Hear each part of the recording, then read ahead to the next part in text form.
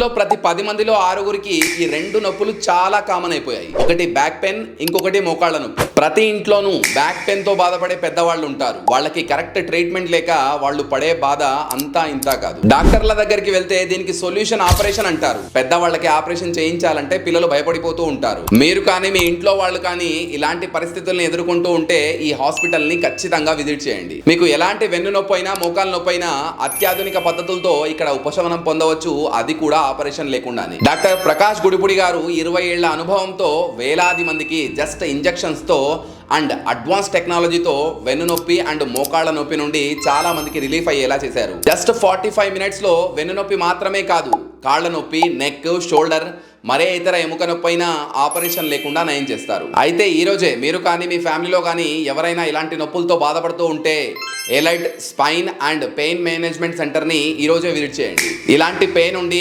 Operation అంటే భయపడే వాళ్ళకి ఈ వీడియో చాలా హెల్ప్ అవుతుంది. పక్కా షేర్ చేయండి. మరిన్ని వివరాల కోసం ఇక్కడ కనిపిస్తున్న నంబర్కి కాల్ చేయండి.